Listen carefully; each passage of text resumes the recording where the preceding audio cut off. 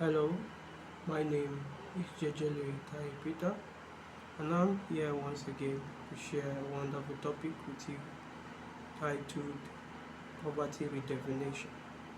Now, for a while, I've observed that the definition of a thing uh, defines or implies its function, implies how we relate with that thing and how that thing have influence on our behavior or manner towards a predictable outcome. That's why we need to have a redefinition or do some reflection on what actually is poverty. Now, what is poverty is different from why is poverty. So I'm going to be looking simultaneously at what is poverty and what actually gave birth to poverty. Now, just know that poverty is an idea, and there was an idea that gave birth to poverty. Now, trying to work at the reason why poverty, nobody loves poverty because poverty is an indictment on your dignity. So, nobody wants to be associated with that perception being seen poor, being considered poor. It affects psychologically first. And when something affects your psychological arrangement, it will limit your potential. And when it limits your potential, it will limit your functionality. And when your functionality is limited, you won't be able to perform at an excellent level. Even it will affect the work you do. That's why we need to understand that poverty needs to be redefined. We need to have a deep understanding, a deep thinking, a deep reflection on what actually is poverty. Now, poverty is not a state or lack of money. Money is just an invented tool, an invented idea to measure a person's capacity or productivity for exchange value. So you need to understand that poverty is not lack of money, because at every point in time you have something in your hand, and with whatever you have the capacity, you have the right, you have a freedom, financial freedom to trade, to increase what is in your hand to whatever amount of money that you want. So what is actually poverty? Poverty, in its essential definition, is lack of soul virtue. Yes, when a person has a mental illness, is unproductive mentally, it won't be able to translate to physical work, through which the value of him can be seen, can be appreciated, and can be rewarded.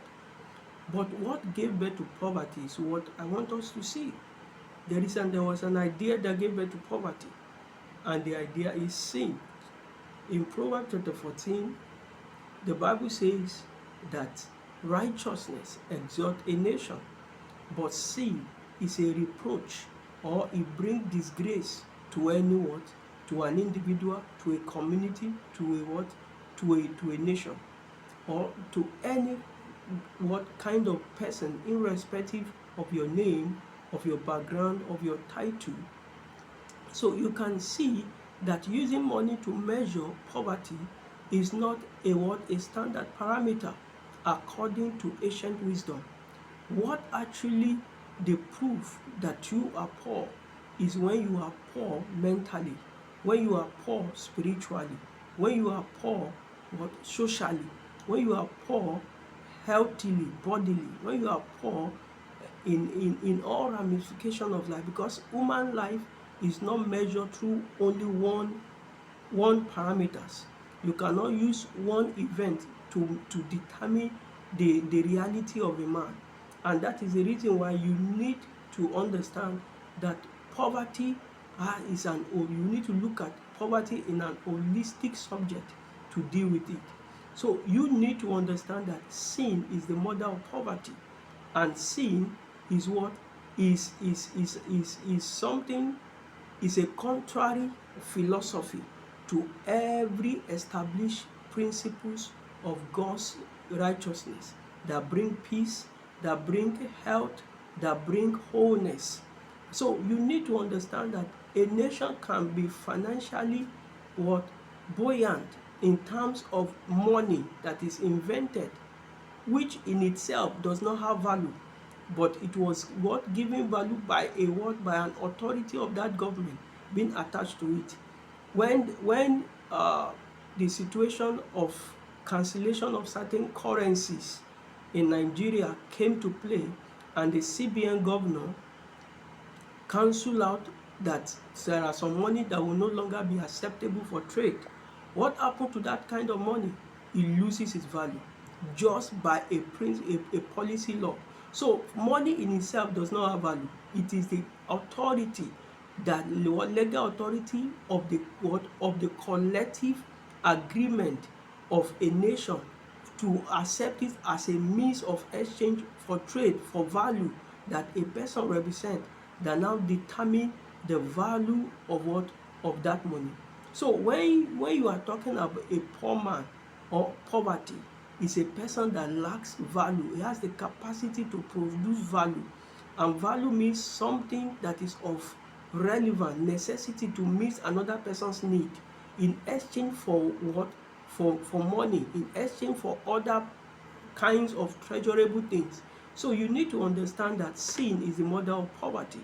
So poverty is sin as many children.